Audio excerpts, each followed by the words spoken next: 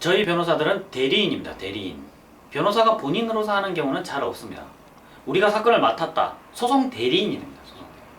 변호사다. 그럼 변호인이 됩니다. 그 사람을 대신해서 판사님의 공격, 검사님의 공격을 내가 막아주는 그런 것이 변호사의 업무입니다. 변호사는 그래서 매매계약을 대리하기도 합니다. 부동산 매매계약. 부동산 매매계약을 대리하는 사람은 뭐 내가 본인이라고 가정했을 때 내 아들에게 대리를 시킬 수도 있고 내 형에게 혹은 내 동생에게 대리를 시킬 수도 있습니다. 아니면 내가 좋아하는 공인중개사에게 계약을 대리시킬 수도 있습니다. 변호사에게 대리시킬 수도 있죠. 그건 제 자유입니다.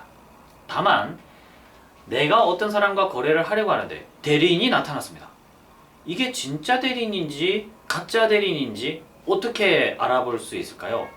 얼굴을 빤히 쳐다본다? 어떤 방법? 눈빛의 흔들림을 본다? 아우, 이거 어렵죠. 판단 기준이 묘하지 않습니까? 이 대리인인지 아닌지를 정확히 알 수 있는 방법은 그 사람에게 위임장이 있는지를 보면 됩니다. 위임장. 위임장의 일반적인 양식은 인터넷에 들어가서 위임장 양식 딱 치면 뭐 엄청나게 쏟아집니다. 위임장이라고 위에 써져 있고요. 본인은 누구누구에게 무슨 사건을 무슨에 대한 권한을 위임합니다. 위임인 누구, 수임인 누구 이렇게 도장 땅 찍혀 있습니다. 그게 위임장 양식의 답입니다. 전부입니다. 다만 그 위임장 양식에는 본인의 인감 도장이 찍혀 있어야 되고 인감 증명서가 첨부되어 있어야 됩니다. 일반인들이 놓치기 쉬운 것 하나, 그 위임장에 있는 도장과 인감 증명서에 있는 도장이 같은 건지 보는 것. 이걸 잘 놓칩니다. 획 하나가 틀릴 수 있거든요. 제 이름이 이송원인데 이승원으로 될 수도 있거든요. 그런데 찍힌 도장은 이승원이고 인감증명서는 어떻게 나한테 얻어간 이송원으로 돼 있을 수 있다는 겁니다. 근데 비슷하면 사람들이 이렇게 보다가 넘어간다 이겁니다. 넘어간 게 꼬이는 거예요. 그래서 육안으로 대조할 수밖에 없지만 그게 정말 동일한지를 주의 깊게 살펴보지 않으면 안 됩니다. 그렇지 않으면 내가 사기를 당할 수 있어요. 어떤 사기? 매매대금이라고 해서 실컷 돈을 줬는데 그 사람이 대리인이 아니네요. 헉! 마음이 덜컥 당황스럽지 않습니까? 5천만 원을 줬다 생각하십시오. 생각해 보십시오. 5억 원짜리 매매계약에서 5천만 원을 덜컥 줬는데 그 사람이 대리인이 아니네. 5천만 원 떼일 수 있습니다. 위험하죠. 그래서 위임장을 볼 때는 그 사람이 진짜 본인이 이 위임을 해준 것이 맞는지, 그 도장과 인감증명서상의 도장이 똑같은 것인지, 이걸 법률용어로는 인영이라고 부릅니다. 인영.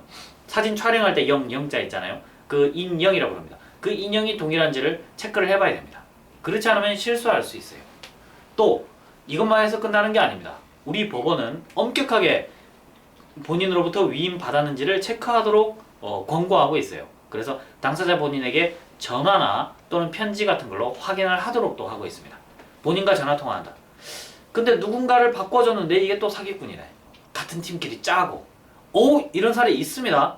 제가 최근에 해결했던 사건 중에 하나예요. 물론 그 소송에서 제가 이겼습니다. 1,000원을 타고난 의뢰인이죠. 그죠? 제가 잘한 게 아니고 의뢰인이 운이 좋았어요.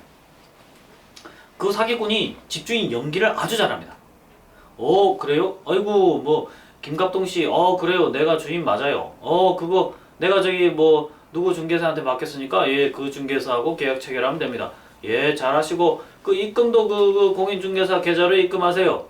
아무 문제 없어요. 제가 받은 거랑 똑같으니까 염려 마시고 입금하세요.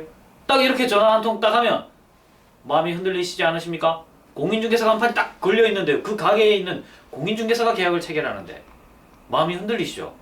공인중개사, 뭐 공인회계사, 공인중개사, 뭐 국가공인 이런 거 같지 않습니까? 그죠?